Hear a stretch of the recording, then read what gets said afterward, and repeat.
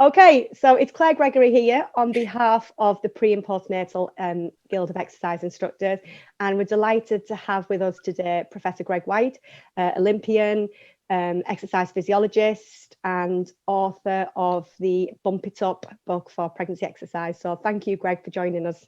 Thanks for having me on. It's great to be here. No problem.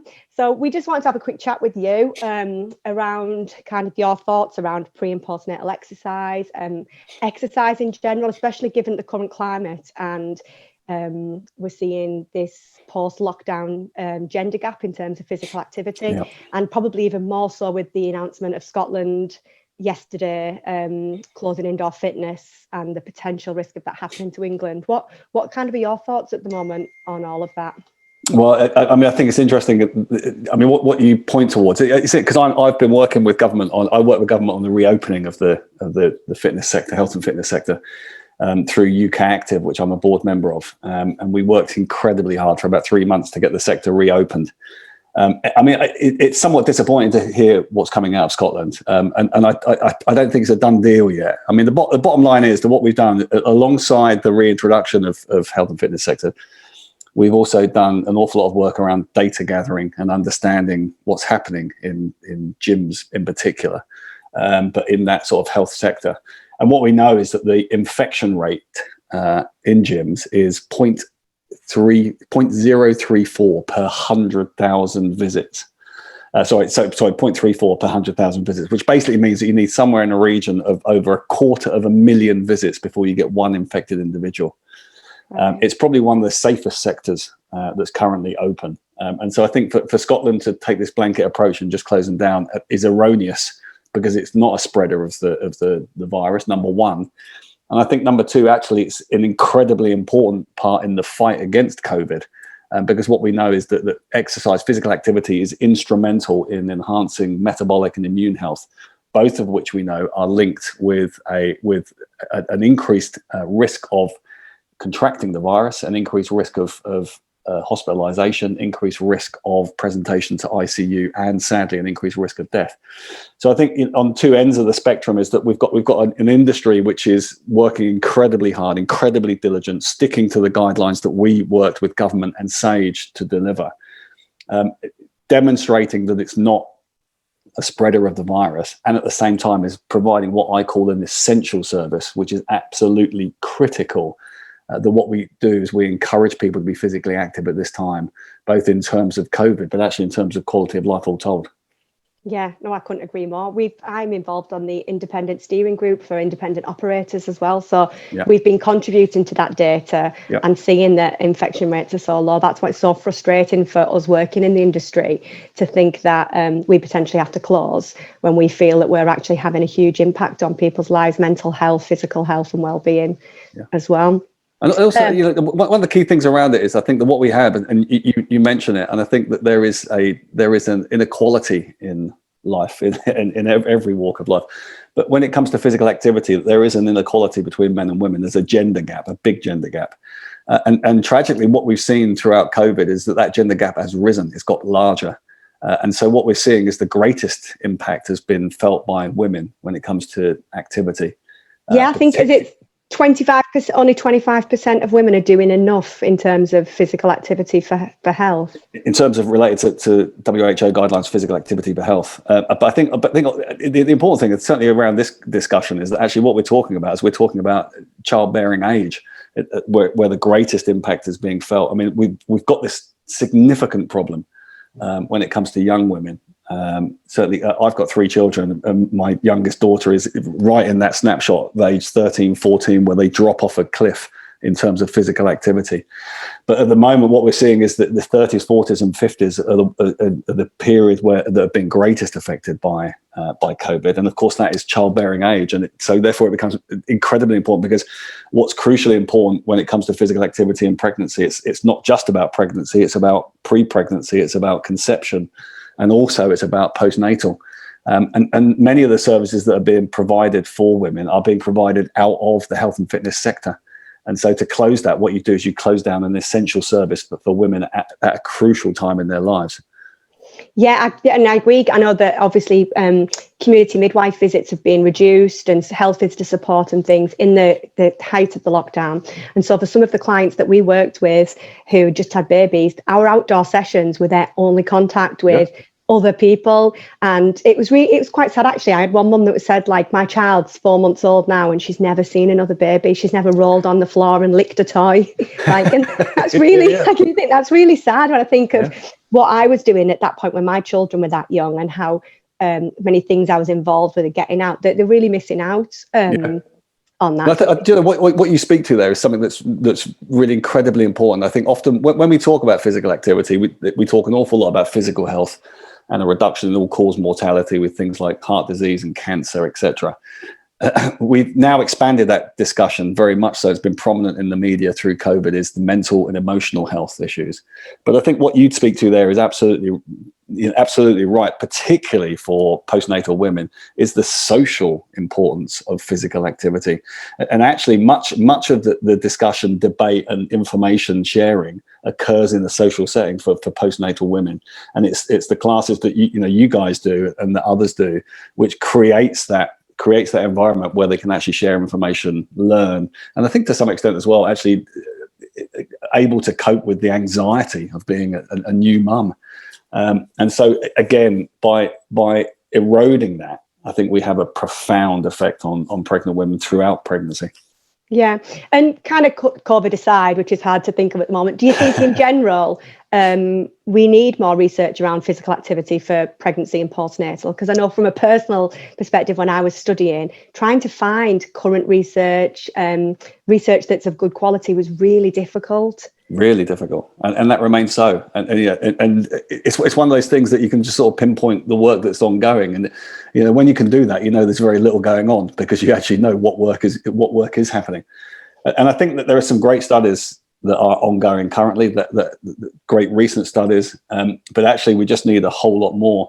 I mean, in defense of that, it's a very difficult area, because what you're asking for is interventions for women to take up at what is the most sensitive part of their life, that they are carrying their baby.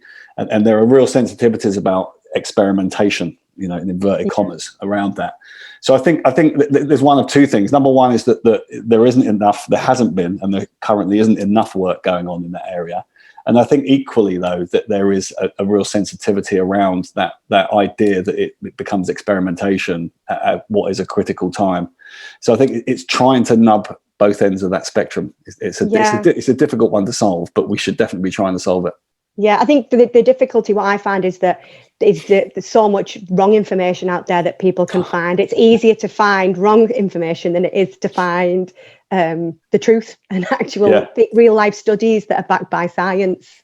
Well, so what happens, and people often say this to me, what's the value of research? Well, the value of research is what it does. It creates evidence.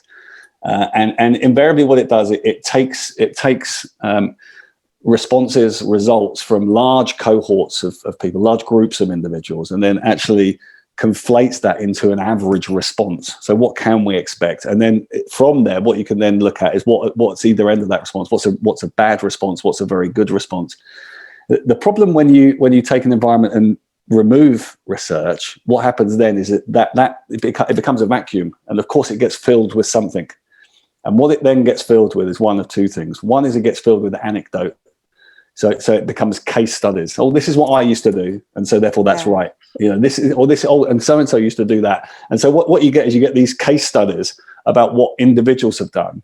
And of course, what that doesn't take into account is the breadth of what is possible if you do that particular intervention. Number one, and then the other much more worrying thing is actually that it gets filled with pseudo specialists who extol their thoughts based upon virtually no information, no hard information, no evidence base. And sometimes, and you've only got to trawl the internet, you can see that is not only problematic, it can be very dangerous. So it's just trying to navigate that as a pregnant woman, I think, is incredibly difficult to do. And so did this kind of lack of evidence-based information inspire you to write Bump It Up? Do you know what? It's exactly what inspired me. I mean, if you'd have asked me that question first off, I'd have described our conversation. Because my wife, it was one of those things. I mean, my wife is incredibly active. She did an undergraduate in sports science. She was a PE teacher. So she resided in that world. And when she fell pregnant for the first time, our attitude was, oh, we're going to get a book, bound to be loads of them, about physical activity and pregnancy. And of course, you look on the bookshelves and there is none. You find sort of drips of things like yoga in pregnancy and that sort of stuff, but there's never really sort of any real substance to what was on the shelves. And then we trawled the internet, and it was frightening. Reading some of what I saw on the internet was really quite frightening. And that was absolutely what led me to writing the book, because I thought to some extent what was required was to assist. The book fundamentally is just to assist somebody to navigate the area. It provides evidence-based for suggestions that you should do, and particularly things that you should really avoid doing. During the first trimester, avoid overheating, for example, is a sort of a golden rule. So what I've created is golden rules throughout the book that you should definitely follow. But actually, outside of that, how do I, if I'm a runner, can I continue running? Those type of things that pregnant women often ask, and it's providing the evidence base for that. So there's a credible source of information that people can go to, both mums and dads on that. And then critically, interestingly enough, the work that I was doing, I did quite a lot of work in the BAME community. And of course, what it becomes there, and it was funny talking to very close friends of mine from the Asian community, where auntie decides what you do. And so, everybody defaults to what auntie says. And so to some extent, the book was really to provide information, digestible information for everybody in that circle, so that they could all join in and make sure the right thing was being done by everybody. Oh, that's great. And just speaking about working with different communities, we recently did some work in Saudi Arabia. So they'd opened a chain of female gyms and decided that within every single gym, they wanted at least one person qualified in pre and postnatal, which is really forward thinking, in my opinion. So we flew out and did some training and things.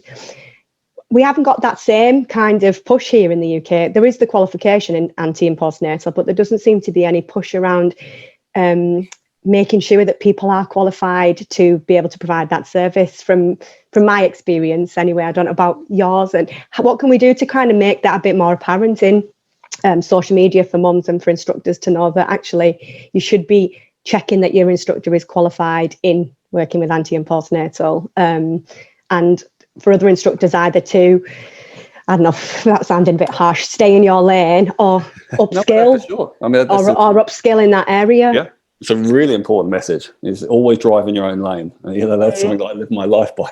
And I think that there's a couple of issues here. I think one is the importance of physical activity in pregnancy. I think actually in general in the healthcare environment. I mean, if you look at the training of midwives, of doctors, of healthcare professionals who are working with pregnant women, their training currently contains virtually zero on exercise, and so that's a worry from the offset, because then what happens is the default position is, oh, don't do anything. I'm thinking about doing this, or I wouldn't do that. Yeah. And so what happens is you become incredibly conservative. And conservative works really well. I'll tell you where conservative works really well with, and that is with elite athletes. Because what you have in that population, the population I reside, have resided for a very long period of time, is that what they then tend to do is overdo it. They do too much. If you tell them one thing is good, they'll do But actually, in general, in the population, we've got one of the most inactive populations in the world in this country. There are a quarter of the British population fails to reach the WHO guidelines for physical activity for health. A large proportion of people do less than 30 minutes of physical activity a week. Now, this is outside of pregnancy, and so of course, then you come inside pregnancy, and the advice is, not sure. Perhaps we shouldn't do that. And what you're doing is you're working from an incredibly low base. So if you're inactive coming into pregnancy and you're told not to be active, very quickly you become very inactive. And of course, that then runs into all sorts of other problems with gestational diabetes, preeclampsia, et cetera, around the role of body weight maintenance and those type of things. So I think generally what we have to do is raise the profile and importance of physical activity in pregnancy. We have to debunk a whole host of myths that are associated with that. I'm sure you've heard them all, but in the book, I try to debunk an awful lot of those, which tend to be barriers to become physically active. But then at the same time, we have a responsibility, and when I say we, the sort of health and fitness sector have a responsibility to make sure that we've got people who are upskilled, who are able to confidently and evidence-based deliver what is required. And so it is about driving in your own lane. And if it isn't your area of specialty, then get upskilled, become trained, and work in that area. And I think in doing all of those things, what we do is we raise the profile of it. You have competent evidence-based practitioners working within that field. And what that does for pregnant mothers is they become much more confident in the area themselves and are much more likely to be active. So it's quite a broad piece of what we've got to try and do. Yeah, because evidence would show us as well that if people are inactive through pregnancy, that affects then the child through like the first, is it about 5 years of their life? It can impact on whether they're physically active or not active. And also, I mean, there's a whole host of things that we know now in terms of genetic coding is that being overweight during pregnancy impacts on things like hypertension and diabetes post-pregnancy for the child, not for the mother, for the child moving forward. And so there are a host of factors physiologically that make a difference. But equally, I think as well, postnatally, what's really important is that children are a product of their environment. And if you've got active parents, then children become active. I mean, take a look at my three; they're active because actually they don't get a choice. Yeah, like mine. But I think so as well as it being a sort of physiological issues, in other words, with the body, it's also psychological. It's socio-cultural of what the expectation is. So I think certainly what a pregnant mother does during pre-pregnancy, critically, during pregnancy and post-pregnancy has a profound impact upon the child and long into the future. We're not talking about the first few years of life. We're talking well into the future. Good. We had a question off one of our members that wanted to ask you, what are your thoughts around ketogenic living a lifestyle while you're pregnant? It's an interesting one, because I think the one thing I always say to people when we start on a conversation like that is what's the goal? What are you trying to achieve? If it's you just fancy having a go at ketogenic diet, which is fundamentally for those who don't know, it's a low carbohydrate diet. Some have coined it low carb, high fat diets. Some of the Atkins diet, for example, which is very high protein, low carbohydrate. And what it does it drives ketosis, and we use ketone bodies for energy rather than other sources or sort of preferentially for energy. I think the answer to that, I think, is what are you trying to achieve? I mean, there are some people who need to be on a ketogenic diet for various different reasons. There is a role for ketogenic diets to play in weight management if you struggle particularly with body weight management. And there are other clinical conditions where ketogenic diets are required. But I think so I think my pushback to that would be, I mean, yes, you can be pregnant on a ketogenic diet in the main. I think, again, speaking to your healthcare support team, your healthcare professionals, is really important to keep them updated on what you are doing. And also to make sure there are no contraindications, no reasons why you shouldn't be doing it. But in essence, in the main, you can be pregnant on a ketogenic diet. You can be pregnant on a vegetarian diet. But I think what you always have to think about in these environments is that, because probably more in vogue currently is vegan diets. Yeah. And certainly with vegetarian diets, what you have to think to yourself is are you getting what you require from your diet to optimize the growth of your baby? And so therefore, are you delivering everything that's needed? And I think the answer to that is that you can do it in each of those areas: vegan, vegetarian, ketogenic. You can do it, but as a pregnant woman, you've got to be absolutely on the ball. Is that you can't allow something to drift. So you think in vegetarian diets, for example, iron is a key issue. B12 could be a key issue. That's not to say that you can't get iron and B12 in a vegetarian diet, but you have to work a little bit harder to make sure that you're sourcing the right type of foods and you're eating it in enough quantity in order to deliver that. When it comes to vegan diets, protein is really important. Again, you can get protein from plant sources, but you have to make sure that you're on top of where those sources are coming from and that you've got the breadth of sources. So I think it's an interesting one. I think that if you are going to go away from what we sort of traditionally call a healthy, balanced diet towards a more sort of specific diet, then it's just about making sure that you're on top of it, get the support you're required, and get the right advice to make sure you're doing it well. Yeah, okay, thank you.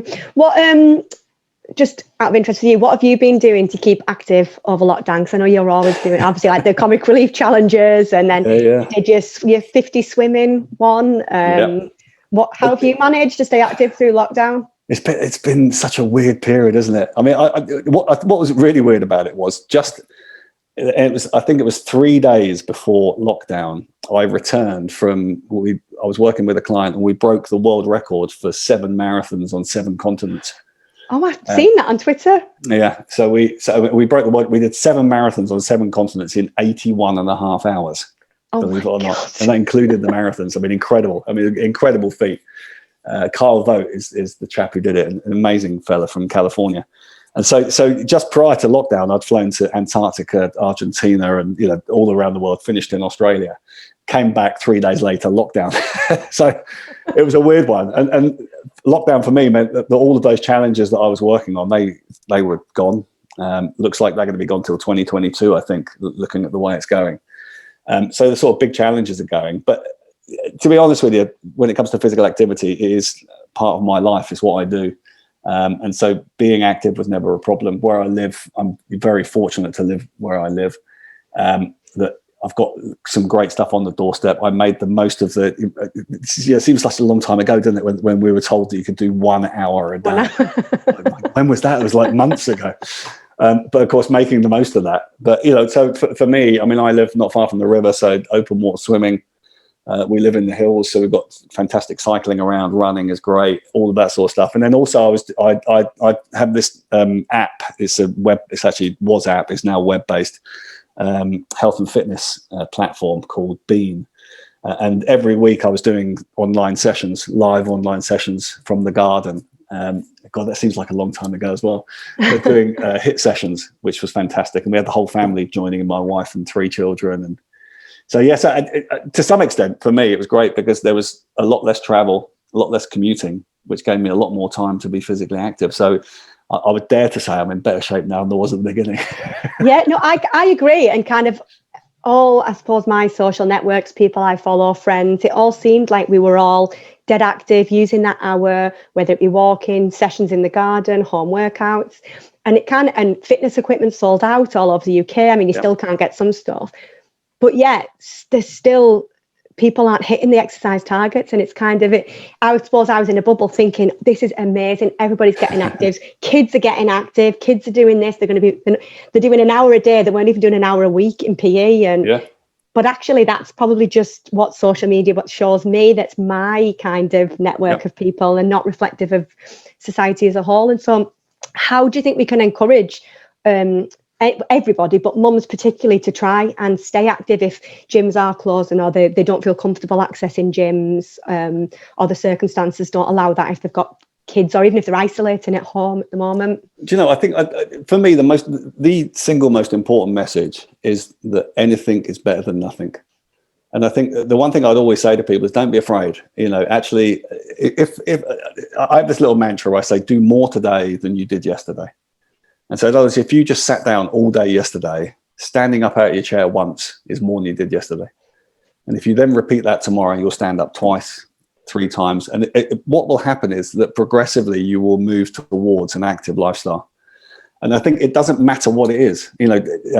Activities of daily living, washing the car, doing the gardening, shopping, etc., are all part of that physical activity picture. So I think, again, it's reducing that fear. And certainly as a pregnant woman, you don't need to wear spandex. It's not a prerequisite that you have to wear tightly fitting garments. You really don't. And equally, you don't need to be working at very high intensity. In fact, it's contraindicated during pregnancy. What you are looking for is moderate intensity, where you're just on that border of, you can talk, but you can't sing. You're sort of slightly out of breath, but you're not pushing too hard.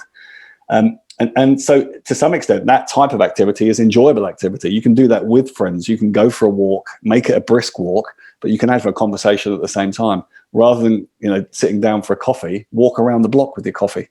And so I think for me, I think what we need to do is reduce the fear of physical activity. And that is across the population. It's not just for pregnant women. I think it's heightened when you're pregnant. But I think it's just remembering that activity is activity, and any activity is good for you. And the more you do of it, the better. And if you can be active more regularly, so you're more active more often, then you're moving in the right direction for health. Yeah, no, definitely. And that's kind of the message we always give out. Walking is one of the most underrated exercises, because not only you're moving, but you're getting out vitamin D.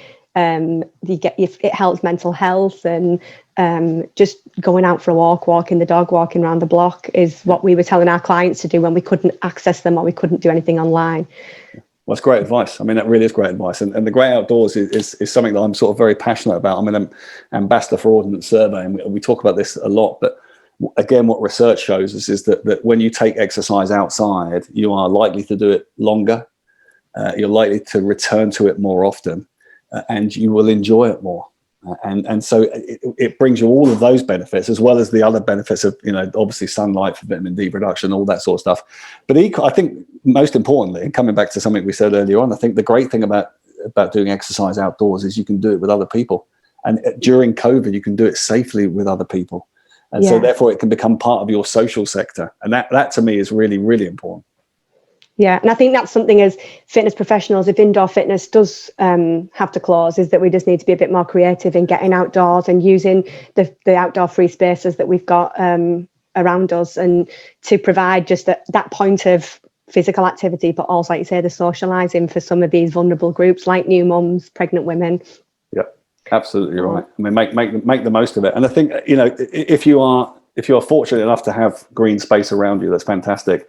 But urban exercise is just as beneficial. What you don't want people to think is you've got to be walking through the woods to gain the benefits. It's just being outside. Natural light makes such a big difference. So if you are living in the middle of a city, or you're living in the countryside, there is benefit to actually taking it outside.